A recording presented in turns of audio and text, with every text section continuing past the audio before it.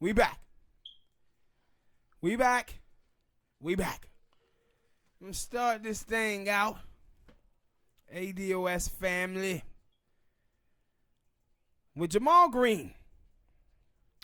I don't know if y'all know who this is, but it is Talib Kweli's brother, and he works for Kamala Harris.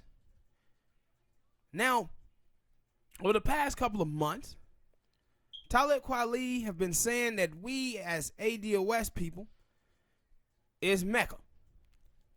Said we are pro-Trump, basically calling us some Republicans.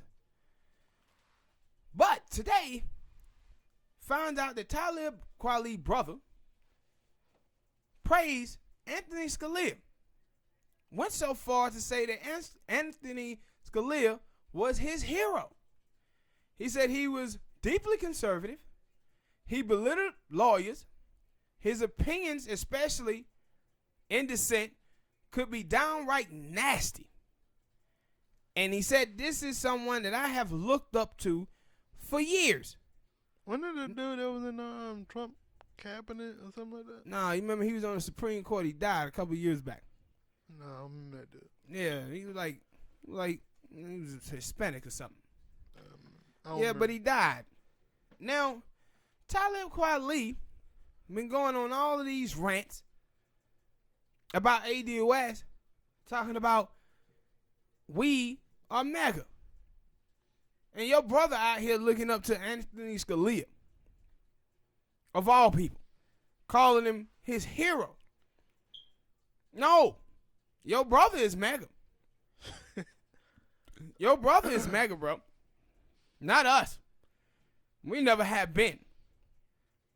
We're people who talking about lineage and holding the Democratic Party accountable for their inactions towards the African American community over the last 50, 60 years, 400 years, really. But for you to be out here starting all of this nonsense with ADOS when this is your brother who's out there repping for Anthony Scalia, of all people. Anthony Scalia is one of the worst people on the Supreme Court, next to Clarence Thomas, man. And your brother talking about that's his hero. No, you got to check your brother before you come for us. When your brother over there repping Anthony Scalia, of all people, and you had the nerve to talk about ADOS and all of this foolishness. Now he come out talking about he for reparations. I don't know if y'all seen that. I'm for reparations, man. I'm for reparations. And I said, this dude wake up every morning, man, so he can pick at Yvette Carnell in the ADOS movement. Like every morning, he come up with something. And now, he's on there backtracking about his brother, talking about some gay agenda. Oh, my brother, just because my brother said something about not being gay, that won't make him a fan of Anthony Scalia. Your brother said Anthony Scalia was his hero. We got the papers, man. Got the documents. We got the, he wrote a column about it. It had nothing to do with no damn gay agenda. Nothing. This has everything to do with your brother praising Anthony Scalia. And you hitting on ADOS saying that we pro-Trump, calling us some conservatives, when your brother is out here amping up one of the most conservative members on the Supreme Court. No. You doing guilt by association with ADOS, because you seen some people, and my whole thing is this too, about people like him, is they've been brainwashed so much by the mainstream media and the right-wingers, the racist right-wingers, and how they talk about immigration, that if anybody says anything about immigration, they immediately call those people xenophobic or say they pro-Trump. This allow you to know how brainwashed some black people are on this issue. that none of these people have asked the question on how immigration affects African Americans. Nobody have ever asked that question. So now that they hearing African Americans who have asked themselves those questions and have looked into it and see that it actually harms African American, now these people want to say, oh man, you mega. Nope. Don't mean you mega. That's mean that you pro-black. And you look into the stuff pertaining to your people. Therefore, you point it out. And you have something to say about it. But your brother amping up Anthony Scalia, nah, he sound like he could be mega. He sound like he can be mega. And when you look at his voting record, and then you look at Kamala Harris and her truancy program, and some of the other things she have done with Uber Life and all of that, you kind of see why your brother on that side of things too. And also, you ain't ADOS, he ain't ADOS, and she ain't ADOS neither. Like 3 coons in a cot. That's what it seems like y'all got going on over there, man. That's what it seems like you got going on. But stop it, Talib Kweli. You and your foolishness. Every day, man. Every day I go on Twitter and I got to see something from you. Which, just nonsense. This dude got a crush smoke on Yvette Carnell. I think he want them draws. I'm serious. I'm serious. He ain't had to go there. This is like love. Remember when you were like 4 or 5? You had a little girl who liked you. She didn't know how to go about it, so she hit you. She just kept hitting on you. That's how she showed that she liked you, because she kept hitting. That's what I believe it is with this dude. With Yvette. Because he said nothing about tone. But he go at Yvette every day. Every single day. But all right, people. Hit that like button. Subscribe. Share the videos to help us grow the channel bigger. By hitting that like button. Thank you. Next topic. Loquisha. Oh my God, Loquisha. Loquisha. Now, Smoke. You seen the trailer. You seen the smart black people talk about this. And you seen the idiots. Let me know what you think about this Loquisha film. Okay. You stop it right there. Okay. I don't get people specifically. I don't like. I really do have to believe that for some people. I don't know where they are. They could be suburban. They could be in the hood. I don't know. Like, I believe some people actually listen to white people and listen to them when they say, "Oh man, y'all bring up race too much," and they look at it and say, "Yeah, man, I think they right." But that would be the same. Ooh, I'm gonna try to hold back my cussing, cause it's gonna be. It might come off as a rant. Cause these people are stupid.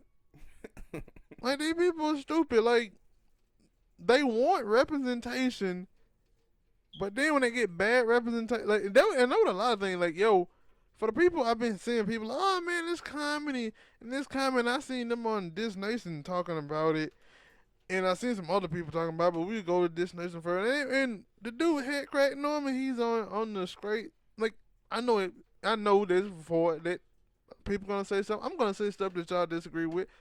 But it doesn't mean that you don't like me, you doesn't like what I say.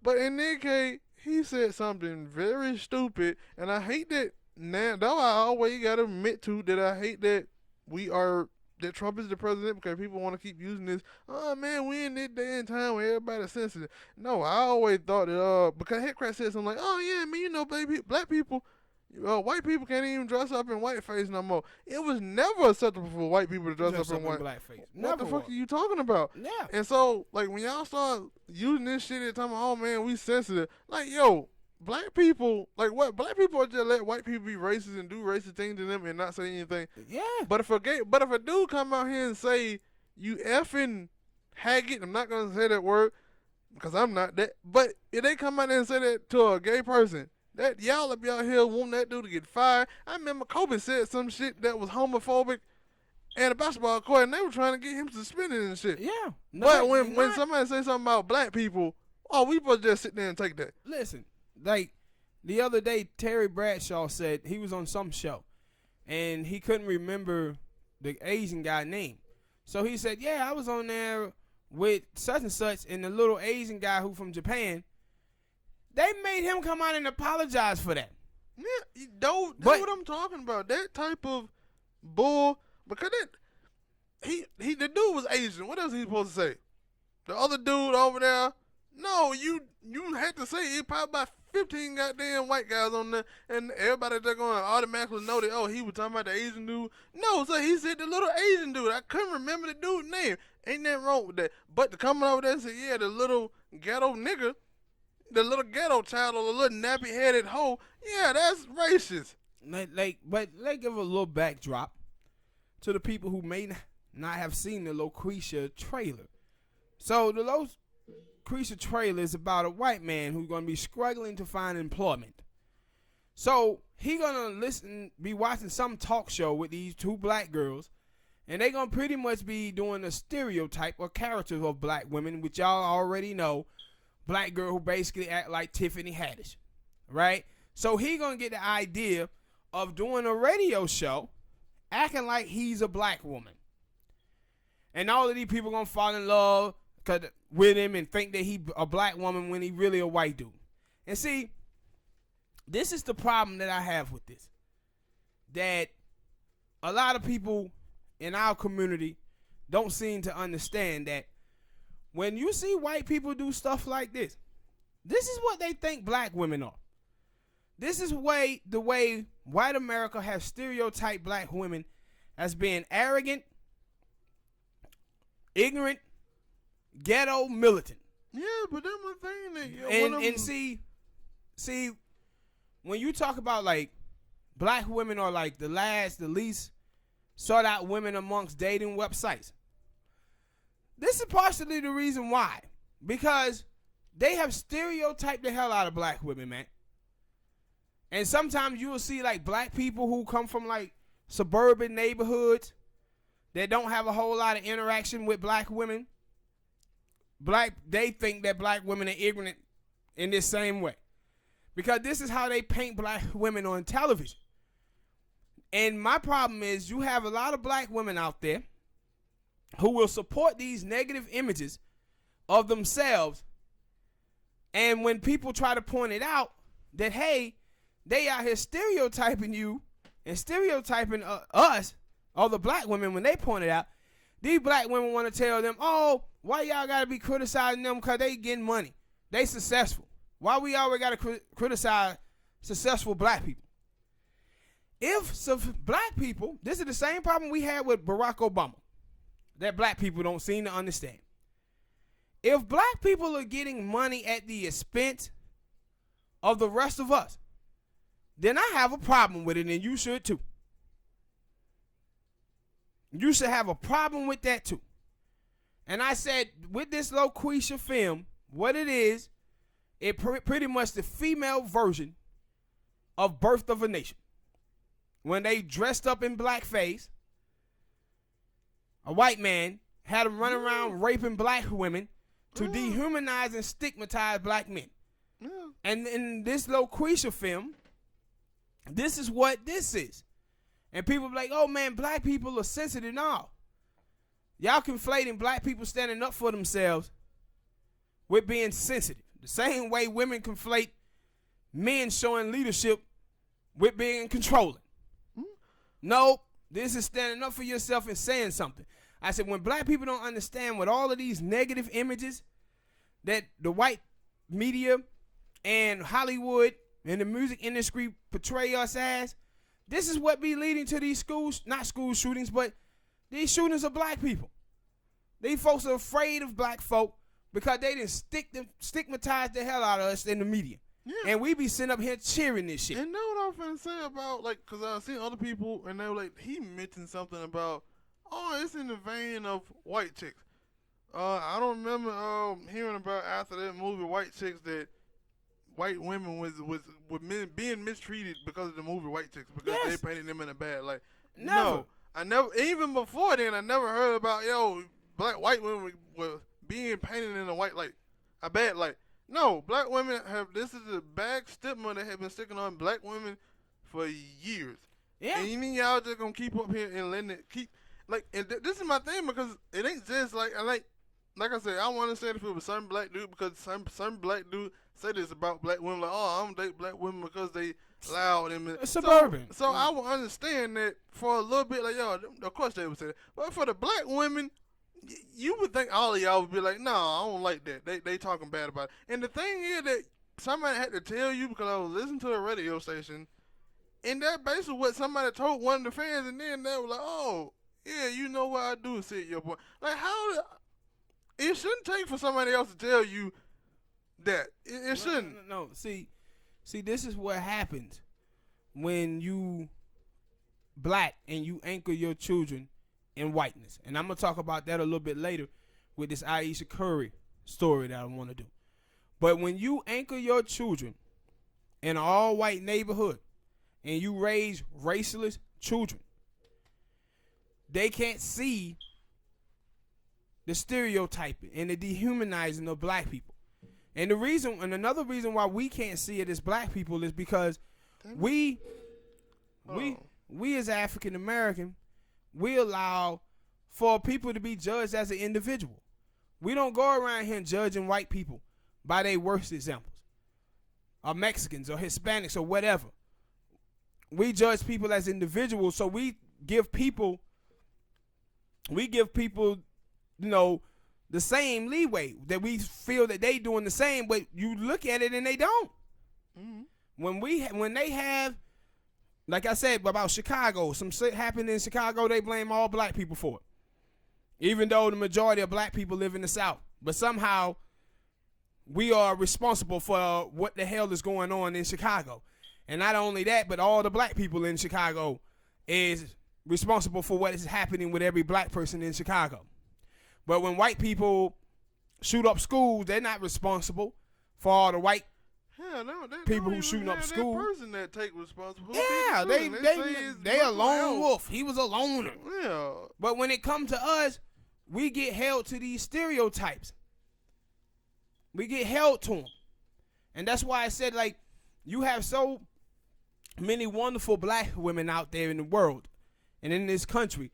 It ain't no reason that Cardi B and goddamn Nicki Minaj and Meg Thee Stallion consistently are the representative of black women in music. We can't get some black women who are not shaking their asses. Mm-hmm.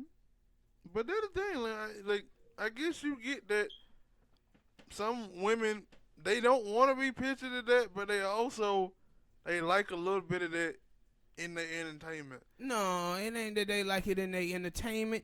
It's that it's a black woman getting money. This is the same thing with Barack Obama. With Barack Obama, we paid no attention to that policy-wise that he was off. We paid no attention to the comments about when Michelle Obama made him talking about, well, black folk only want to be basketball players and want to be rappers and they don't want to be doctors and lawyers and all that. We ignored all of this stuff. I didn't. We ignored the Howard speech. We ignored the NAACP speech when he did the stereotype about black fathers. Black people, we ignored all of this stuff because we want a black face in a high place and we want something to cheer, and we be going along for these good filled stories, but these people are not working on the behalf of African Americans. They're not being a true representation of our life in this country.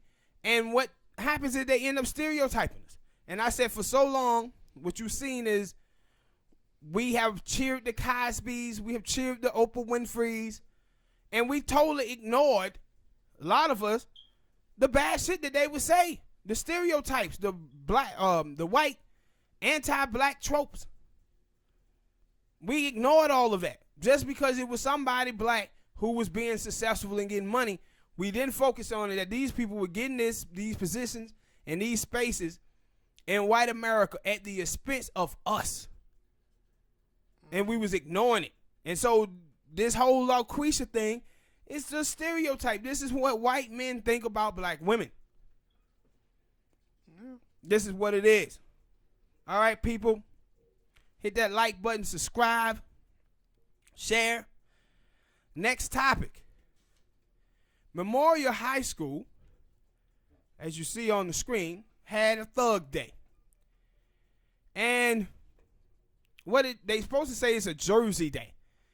But if you look at the photos, if they would have went with that, I would have been all right with it. yes, but if you look at the photos, you will see that it ain't just a Jersey Day. Jersey is just wearing a jersey.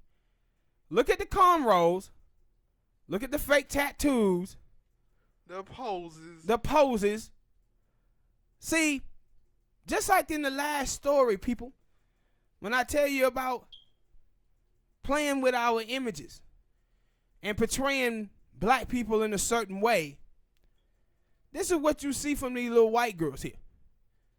These young white girls think that this is what black people are. This is what black people are right here. And as you can see, the white girl in the tweet, she calls this out about the racism that was taking place at this school. But I want you to take a look at the black woman who replied to her. And one of the things I want you to pay attention to, not just the tweet, but pay attention to the flag in the bayou. When you're on Twitter and you see somebody kissing white people's ass, somebody who's saying white supremacy is not a thing, somebody who is bed bucking or bed wrenching, that goddamn Nigerian flag is always in the goddamn bayou. It's always in the bayou. Now you have a white woman who's calling out racism. And who come caping for? Not an ADOS black man, not an ADOS black woman, but a Nigerian. And I ain't saying that Nigerians are all coons. And I ain't saying that other African nationalities are not coons. But Nigerians, you coon more than anybody else. Especially on Twitter. That's all I see from Nigerians. Is cooning. White worshiping and kissing white ass. When a white person calls out racism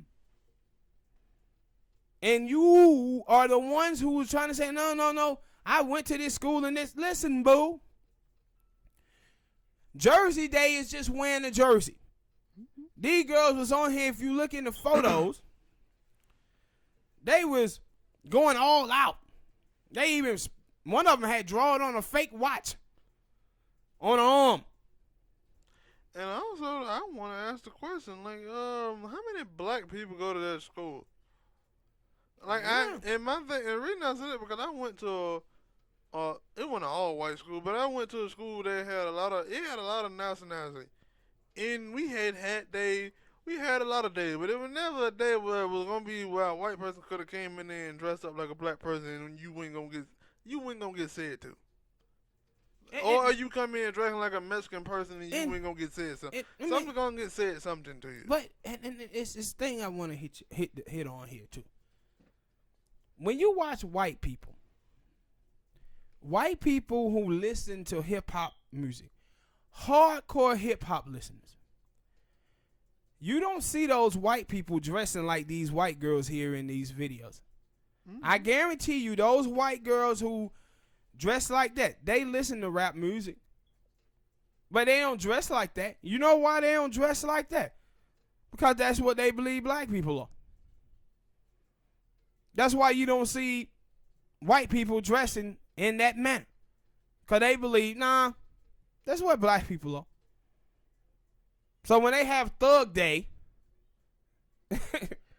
when they have Thug Day, with that idea for, is it Jersey Day and the old white girl that was in the photo said no, it's Thug Day? Cause I never heard of a school coming out and say, yeah, we're gonna have a Thug Day. Yes, and that's what I'm saying. They said it was a Jersey Day, but this is how them white girls came to school that day. That's how they came to school. I don't get it. And I said, this is the thing about images, playing with images. But you can portray a people a certain way when you have the power to. Through television. Through media. And this, it has a terrible effect. See, we back to like with the Loquisha thing. And people say, oh man, they had white chicks. This is like looking at it and saying, hey man, black people can be racist too. No, they can't. Racism is about power. So when you look at people like these little white girls here, you look at people who think of black women as militant and ghetto and ratchet. Guess what? These people can be police officers. They can be on juries. They can be judges. They can be politicians. They can be employers. And they can discriminate against black people. We're not in those positions.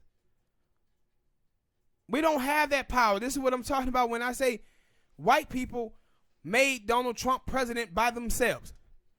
Black people couldn't make Barack Obama president by themselves. Asians couldn't make an Asian person president. Hell, we couldn't even make a person senator. A congressperson. But white people can. And that's why these stereotypes like this is harmful to the black community. This is why we must fight. Like, one of the things that we as black people have to fight for is us being allowed to be judged as an individual. Like I said before, white people judge minorities by their worst examples and judge themselves by their best examples and their best intentions. If you was ever a black person and you was walking around in the store and a white woman followed you, and then you asked her why she was following you, and she said, I ain't following you, and then you like, yo, for real, why you following me? The thing that she's thinking in her head is that somebody had stole out of the store before and that person was black, and that's why she was following you. See, people get lost in their intentions because of these stereotypes. My intentions are good, but her execution is poor. But she think it's okay because, hey, somebody stole from me a few months ago and they was black. So people get lost in their intentions. And that's why we must always fight this back. And every African American must be judged as an individual. Judged as an individual. It ain't no because a dude got dreadlocks, you start thinking, well, you know, them Rastafarians smoke marijuana. So maybe let me pull this black guy over because he could have weed in his car. Mm-hmm. But no, I was gonna say that, yo, I don't understand how, because like you said, yo, that's how black people, we do. We judge people by the individual. I don't understand how some black people who are probably defending those white girls and defending the movie Loquisha, how they not see that, yo, that's not what some white people, it's not what they do. Cause they raceless, Smoke. They judge y'all by the majority. They raceless, bro. They don't hire you because you look like that other majority, and they like, yo, those are the bad guys. They raceless. Like, or maybe not even a bad guy, but you have a look to you that made me say you're not good for my business. Like they raceless. Like I told you the other day when I seen the black dude who said Tariq Nasheed is a race baiter. A black man telling another black man speaking out about racism and white supremacy that they are a race baiter. This is stuff that you expect from conservatives, white conservatives who don't really live around black people and go around here denying racism. You see this in our own race popping up a lot because they parent raised them racist. I mean, I wish America wasn't based off of race, but hey. It is. That's what America is built off of. Stop denying the truth. All right, people. Hit that like button. Subscribe. Share the videos. Next topic. This white dude named Mark Jappin, 46 years old. Y'all might have heard about this. If you didn't, I'm going to give you a little backdrop on this dude. He was cleared by the Fort Worth police having acted in self-defense when he killed his black neighbor last month. He is now behind bars for having shot his wife. He shot the brother while he was holding his grandson on their front porch, shot him in the face, and shot him in the back of the head. They let him go a month ago. This month, he shoot his wife. Now, I don't understand how you can say you go over your neighbor's house. He went, and the black neighbor had been having problems with this dude before. And then he goes over to his neighbor's house. The black dude is holding hands with his grandson. He's no threat. And the dude shoots him in his face and then in the back of the head. 1 month later, he shoots his wife. See this type of stuff that can go on in this country where he shoots a black person, they like, whatever. Month later, shoot his wife. Probably didn't get by that anyway because she was a woman. They And- didn't know whether she was white or not. They didn't get. And it's like, if y'all would have done the right thing, that dude would have been in jail right now for shooting the brother. For shooting the brother. And I'm saying, when you walk over to your neighbor's house, and this was in Fort Worth. It was in Fort Worth. So, down now, the gun laws and everything is different. You go over somebody else's house, the black dude could have shot and killed you. Mm-hmm. So how is it self-defense you going over somebody else's house, starting a beef with them, and then say you was afraid? You went over there in that man's yard. Went to his house. It ain't like he came to your crib. You went to his crib. And then shoots him. Mm-hmm. And then he get away with the shit. That's Go the home. opposite of the Trayvon Martin. Yeah. Go home. Actually, it was the same. Like, he went messing with Trayvon Martin and then shoots and kill him and say self-defense. Yeah, It can't be no self-defense as you going around messing with that man. That man was minding his own business. No, I guess I got confused because that dude was in his own house. The black dude was in his own yard, whatever. But, man, y'all tell us what y'all think about this case in the comment section. Hit that like button, people. Subscribe. But this is absolutely foolishness. Next topic. A National Guard veteran was jailed in Alabama prison for 17 months on murder charges. Is due to give birth in the next few weeks. But she says she don't know how she got pregnant. Her attorney is saying that she was raped. They sedated her and raped her in prison. Now, her crime was she was the getaway driver for her boyfriend who killed the 87-year-old man. So that's how she got in jail. And her family says when she went to jail, she wasn't pregnant. And then they went to the jail and messed around and found out that she was pregnant. And they asked her, how did you get pregnant? Because you weren't pregnant before you came up in here. And she says, I don't remember. So she's saying that she was raped in prison. Now, I wish I could say I believe this woman, but I don't. She's talking about she was sedated. Now that for JJ was penetrated and you got impregnated. That's what happened, Bo. That's what happened. You was up in there and one of them guards up in there got to talking good to you and you gave that for JJ up. You gave that poo nanny up and you know you did. You gave it up. He got the good. Talking about she was sedated. See, now I'm not gonna be as critical as the old libertarian over here. She was over there laying the pipe. It ain't no damn libertarian. You a librarian? You a librarian. Is it library or library? I don't know. Fuck it. We ain't in school no more. We ain't gotta say it that way. I ain't gonna be. So you telling me you believe she was sedated? I ain't saying I'm. Somebody gave her the award. I'm giving her a 33. It's a what? 3. What is it? What is 33? Yeah, 33%. That one, Yeah, she probably could have got raped. We ain't gonna toss that out. But then it is the other 33% that, yeah, she gave it up freely. And then, I don't know what the other 33% is, but she done something foul might have happened. Listen, goddammit. No, when the you call 33, when you call your parents up, assuming you find out that you were pregnant in prison, you would have called your parents up immediately and say, "Look here, man, some shenanigans are going on. I believe I'm pregnant. I don't know how I got pregnant." That is She true. was 8 months in jail by the time they came and saw her, and now she in there looking like she was drinking 40s.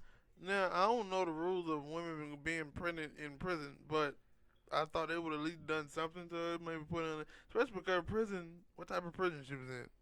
I don't. She did a hard crime. Her and her boyfriend did a bad crime. So I'm pretty sure she was in some type of state prison.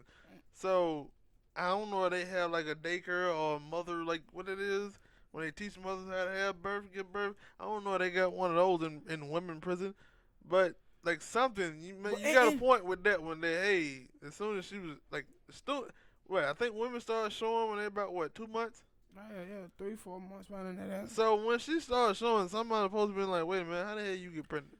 Yeah, and my whole thing is you would have been screaming to the high heavens at anybody who would listen.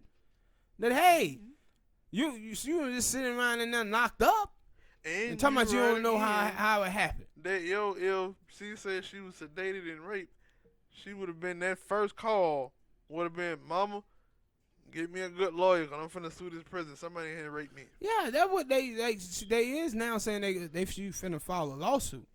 But I'm saying if she finna file a lawsuit, they gonna have to do a DNA test pretty much on every dude in that jail to see who the father of that kid is.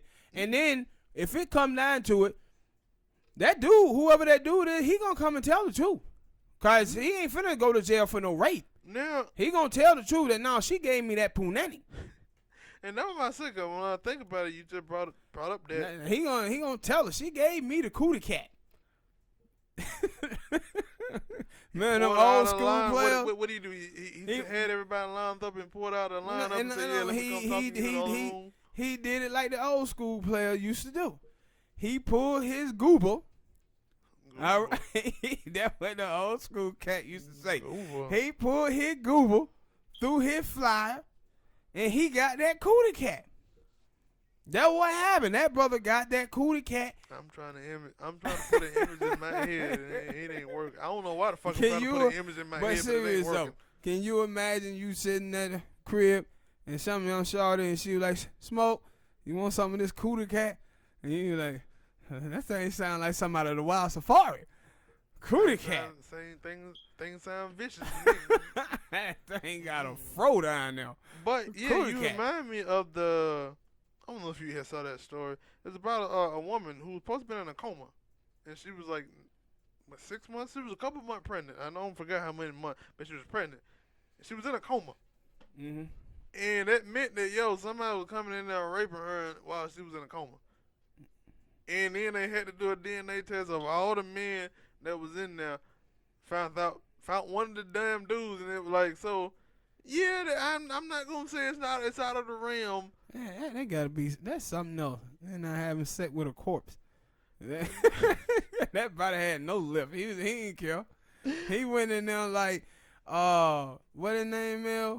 My name is Buck, and I'm here to fuck from Kill Bill. Yeah. When he told Buddy, he handed him the little bottle of Vaseline and said, "Here, you might need this." That damn cootie cat down there get dry as a sand bucket. Yeah. Just awful, bro. But. And that's why I say I can't say it's out of the realm, but you wait 8 months, you wait till your mom and them decide to come see you to come and say, "Hey, Mom, I'm 8 months pregnant," and you didn't tell nobody. What you mean tell me you got no money on your phone call? Who were you calling them days when you was in prison? How long? Yeah, you said she went to jail for 17 months, and she was already. Yeah, I don't get it. I get it. Dude was up in there tearing that ass up. That's what he was doing. And I can't wait till the rest of this story come out. And the fact that she say, like, either she know who the father is or she don't. And if she don't know who the father is, that mean that's a moral case. I won't say this on moral. And I cannot say another thing too. She been giving that thing up to a lot of gods. Let me say another thing to my sisters out here. When you get some cigarettes or something? Stop taking charges for these brothers. Oh, it was a black woman? Yeah, stop taking charges for these brothers. And if your dude tell you he finna go fuck up somebody, rob somebody, you tell him, hey, here go the car, you go yourself. You mean she didn't snitch? Hell no, I guess she didn't. They locked her ass up. There wasn't no Nipsey Hussle situation. Her ass went to jail on murder charges right along with him as a getaway driver. But y'all tell us what y'all think about this man in the comment section. Hit that like button, people. Subscribe, share the video. When you hit the like button, it help the channel grow. So please do that for us. Thank you. The next topic. Aisha Curry. This ain't a story about her and her boobs, is it? Nah, this is not. This is more serious. But Aisha Curry says that the black community makes her feel that she is not black enough.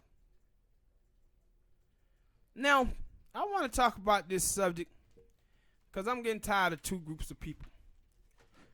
I'm getting tired of mixed black people, and I'm getting tired of some of these suburban black folk.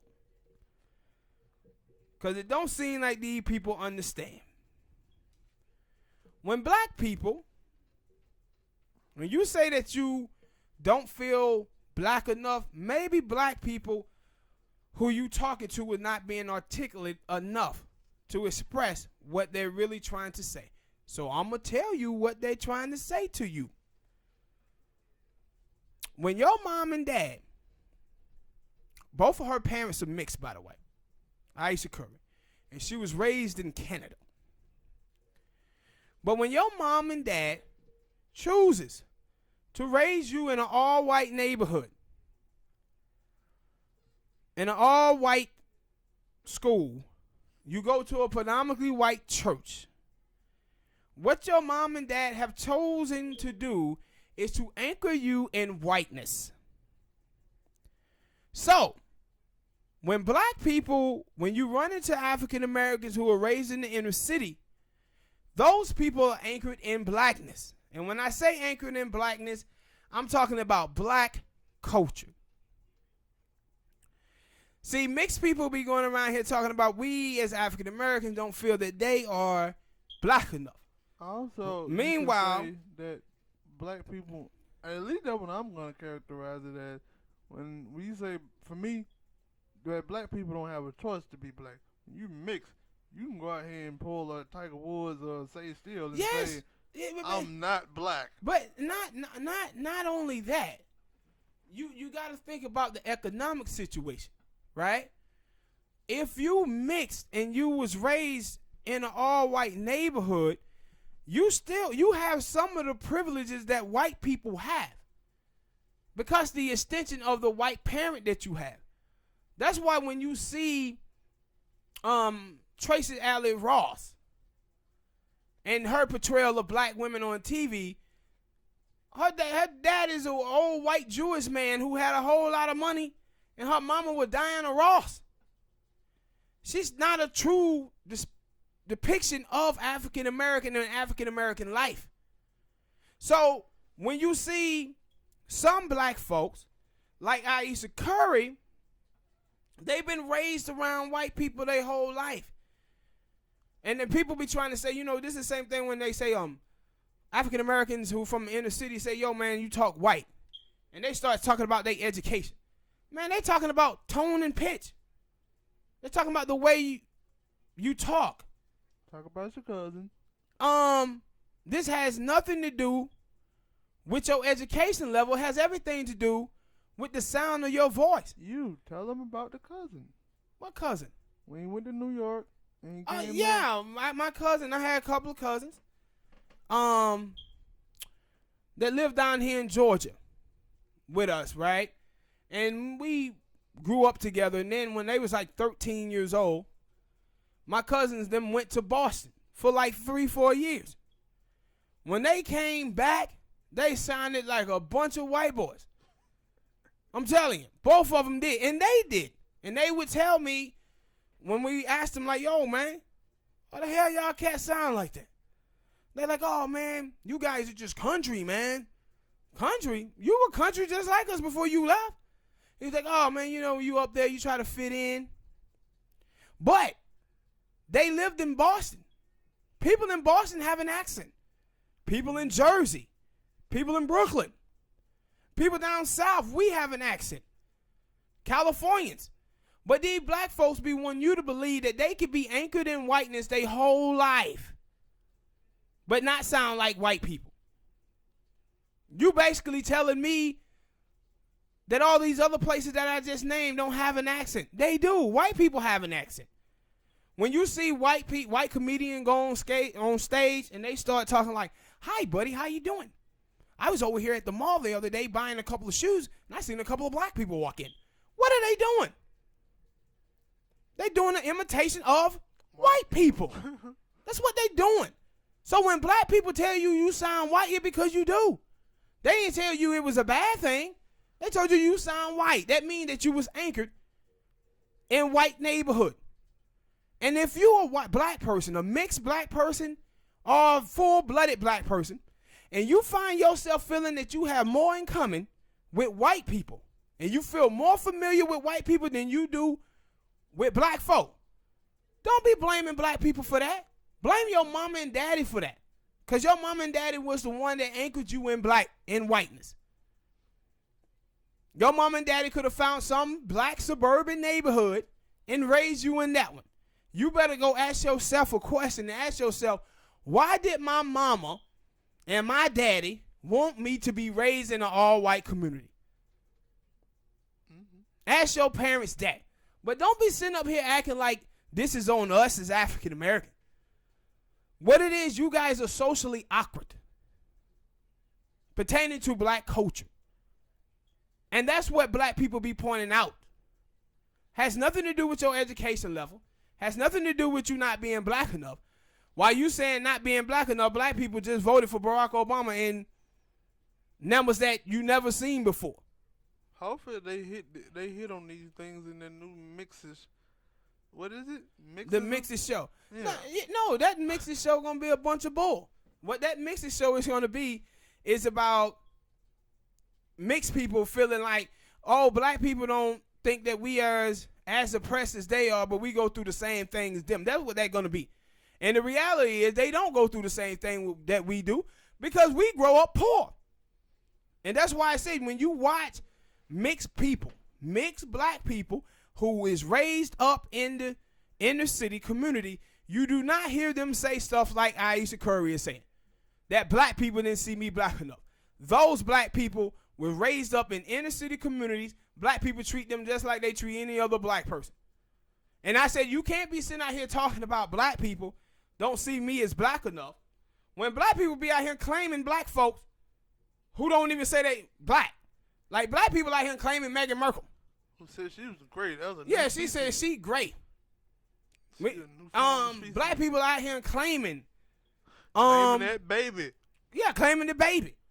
And that white boy that little white boy there, they claiming him. Let me know if y'all claiming Paula Patton's son as well. Yeah, they were claiming, black people claiming Tiger Woods. And he said he was blazing or some shit like that, black occasion or some shit like that, he said. So when you hear this stuff, it ain't that black people don't think you black enough. Black people are telling you, man, how the hell you not a part of our culture? Like, how come, and you see with Russell Wilson, right? Everybody's talking about Russell now. Russell Wilson, when he played for the Seattle Seahawks, he had problems with his teammates. And when I saw that, I said, yo, the problems that he having with Russell Wilson is having with Richard Sherman, Counselor, and probably Earl Watson. Not Earl Watson. Damn, who are you talking about? Talking about a basketball player. No, Earl Thomas. The problem he having with them dudes is them dudes from the inner city. And they was looking up in there saying that, yo, Russell Wilson was basically a teacher pet for the damn coach. But he from the suburbs. So now once you see him with Sierra, you see photos of Russell where he looked like an inner city black dude now. And people are like, yo, man, she and brainwash Russell. No. What you're watching is a black man who was raised up in a white neighborhood his whole life. And he noticed himself that he was missing some things. So when he got with Sierra, I guarantee you, I will put money on this, fellas, ladies and gentlemen, that Russell Wilson, his whole life, was hoping for a black girl like Sierra to come along in his life. He was hoping for that. And you can see the way he acts now. With the jewelry chain on, the baggy jeans, the Timberland boots. You never seen this from him before. That dude is getting... When he went with that white woman. Yeah, when he was with the white chick and everything. What you seeing from Russell Wilson now is a dude who's getting in touch with his black roots. That's what you seeing happening. He getting in touch with his roots. But he was raised out there in an all-white community. This is the same thing from Barack Obama. If you watch Barack Obama talks about how with Michelle Obama, when he met her, he pretty much sought Michelle Obama out. And he said he didn't marry, he had asked this white woman that he was dating in college to marry him twice. And she said no. And he eventually said that he was happy about that, and she said no. Because when he married Michelle, he met Michelle, he knew he wanted to marry Michelle because he knew what he wanted to anchor himself in, his adulthood. He had been anchored in whiteness his whole life.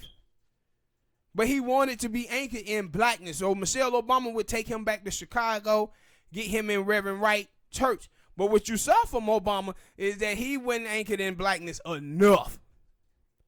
So he still believed a bunch of anti-black tropes. That's what you heard in that Howard speech.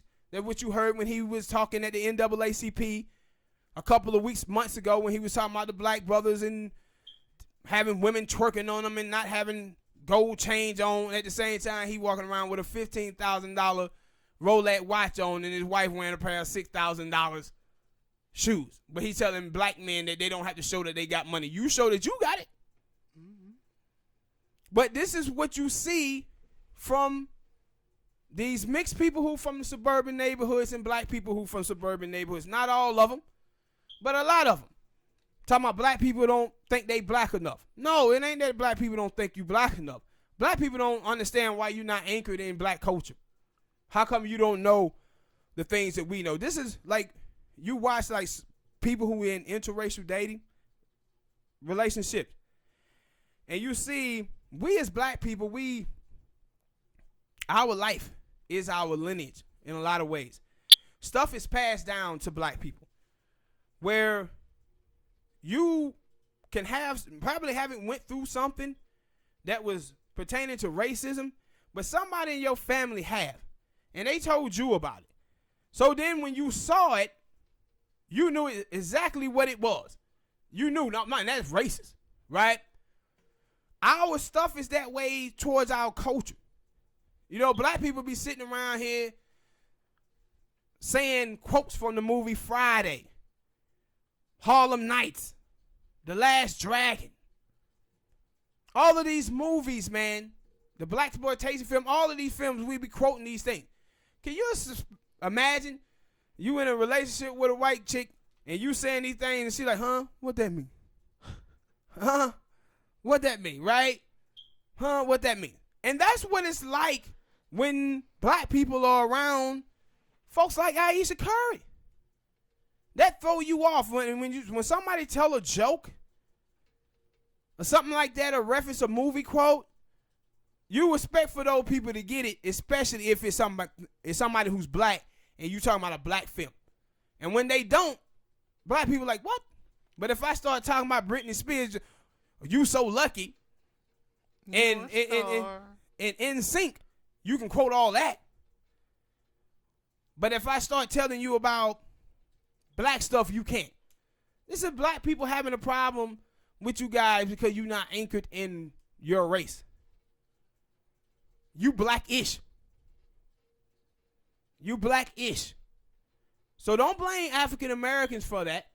Blame your mama and daddy for raising you in a predominantly white neighborhood, because that's what happened. You remember a couple years ago with the little Asian girl, Kelly Marie Tran. Kelly Marie Tran, the girl that played, Asian girl that played in Star Trek. Was it Star Trek or Star Wars? Star Wars. Remember that little Asian chick? Yeah. White people was on there killing her, right?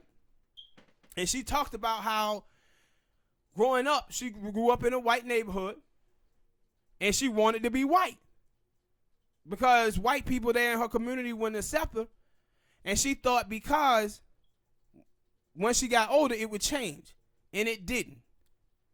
And they started hitting on this film and didn't want her to be in it. And she started reading books. Somebody gave her some books on the culture of her people, and she found, pride and happiness in her people. Which you should. I don't know about women. It's sad that people don't want to be who they are.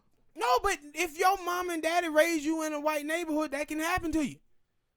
That can happen to you. Remember I told you the story about the little black girl who got adopted by a white family, and they used to shit on black people in her presence all the time. And then they would look at her and tell her, but not you because you Irish. She didn't know that she was black until she was 16 years old. And the teacher told her, why did you put down that you Irish? She said, because I am. She said, no, you black. This girl had the skin tone and hair of Beyonce. Remember Beyonce had that little frizzy curly hair? That's how this sister looked it. And she was talking about she wasn't black. And the reason why she thought this is because she grew up in this white family. And they kept telling her she was Irish, that she wasn't black.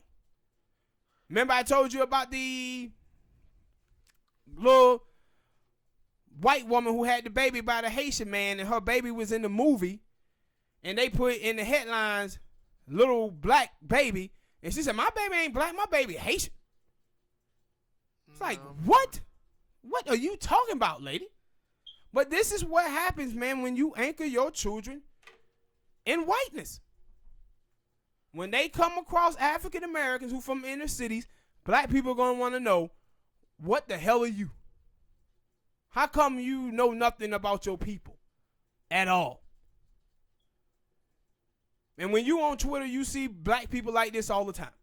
A bunch of raceless black children. And then when black people point it out, they want to say we bad for it. No, your mom and daddy bad for it. All right, people.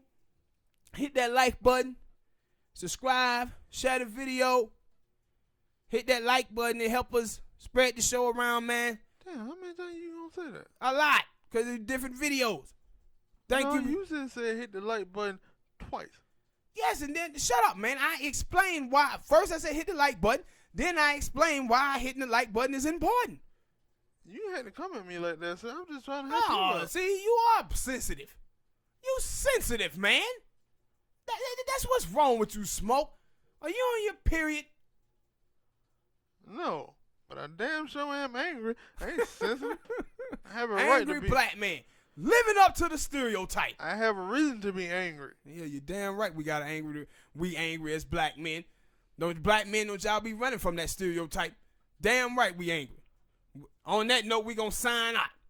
Peace. And a bottle of... Man, why you threatening to hit me with something, bruh? Stop it. Find a better All right, outro. man. We out, man. Smoke tripping. He trying to throw stuff at folk. Peace and a bottle of hair grease.